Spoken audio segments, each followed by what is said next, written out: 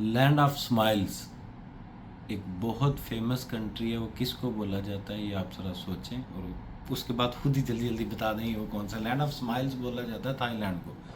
Famous tourist place जिसमें ज़्यादातर जो लोग पसंद करते हैं जिसको, उसको बैंकॉक बोलते हैं। तो लैंड ऑफ स्माइल को विज़िट करने के लिए आप एक पाइपलाइन से गुजरते हो जिसमें आपको जो डॉक्यूमेंटेशन की ज़रूरत होती है वो मैं आपके साथ शेयर करता हूँ।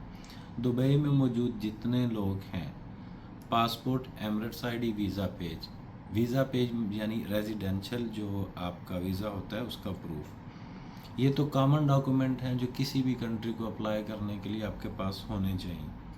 अब इन डॉक्यूमेंट्स के साथ एप्लीकेशन फॉर्म जिसके अंदर आप प्लान मेंशन करते हो कि इस डेट को लेके इस डेट तक मैं जा रहा हूँ और ये मेरी होटल डिटेल होगी और ये मेरी टिकट डिटेल है। उसके साथ आपको बैंक स्टेटमेंट चाहिए, बैंक स्टेटमेंट के साथ 2 वाइट बैकग्राउंड पिक्चर्स चाहिए। अब इन सारी चीज़ों को लेके एक चीज़ का आपको ख्याल रखना होता है, इसकी टिकट। लोग क्या करते हैं कि डमी लगाते हैं दूसरे कंट्रीज़ के लिए, आप रिजर्वेशन देते हो, समझ में आता है। थाईलैंड के लिए आपके पास जो रिजर्वेशन आप बनाते हो वो पीएनआर नंबर से वेरीफाई की जाती है। आया ये टिकट और पीएनआर नंबर एक्टिव है तो आप उसके ऊपर ट्रैवल कर सकते हो, तो ही आपका वीज़ा ग्रांट होगा। अगर नहीं तो वो डमी नहीं लेगा। तो इस चक्कर में लोग GDS, MDS, Galileo, IATA, SC tickets को इन पोर्टल से टिकट्स कर लेते हैं और बाद में उनको कैंसिल कर देते हैं। यानी कि आप जिस दिन एम्बेसी जा रहे हो उस दिन आपकी टिकट अगर वो पीएनआर से वेरीफाई करे तो एक्टिव मिलनी चाहिए। पीछे इसके बाद आ जाता है होटल बुकिंग की बात करें तो वो रिजर्वेशन चाहिए। मींस आपने जो होटल सेलेक्ट किया हुआ है ना, उस होटल का आप रिज़र्व करते हो, आप उसको पेड नहीं करो, आपको रिज़र्व करके रख लो। आपने आइडिया दे दिया कि मैं इस होटल में रह रहा हूँ, आप जितने दिन का प्लान करते हो उस हिसाब से इन सारी चीज़ों को लेके साथ में आपको बैंक स्टेटमेंट के साथ NOC letter, no objection letter from employer जिसके पास आप काम कर रहे हो, वो आपको परमिशन देता है कि मैं एग्री हूँ इस डेट से लेके इस डेट तक आप जा रहे हो।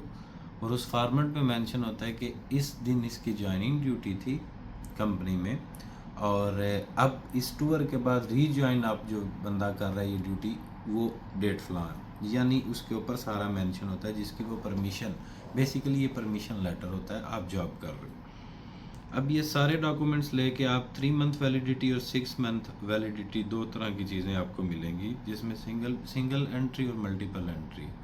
400 AED आपकी सिंगल एंट्री के लिए फ़ीस है, 1000 AED जो है आपकी मल्टीपल एंट्री है। अब इनकी वैलिडिटी होती है 3 month and 6 month. 3 month means single entry और 6 मंथ मीन्स आपको जो है मल्टीपल एंट्री मिलेगा, जिसका आप इस सारे सिनेरियो को अप्लाई करने के बाद आपको 2 से 3 दिन में वीज़ा मिल जाता है। स्टिकर वीज़ा होता है और आपका वीज़ा जब ग्रांट हो जाता है उसकी वैलिडिटी के अंदर, अब ये नहीं है कि आपने जो प्लान दी आपको उसी पे ही ट्रैवल करना, आप उस हिसाब से अपनी मर्ज़ी से प्लान सेट कर सकते हैं, अपनी नई टिकट, नया होटल अपनी मर्ज़ी से, क्योंकि उसकी वैलिडिटी बहुत ज़्यादा है।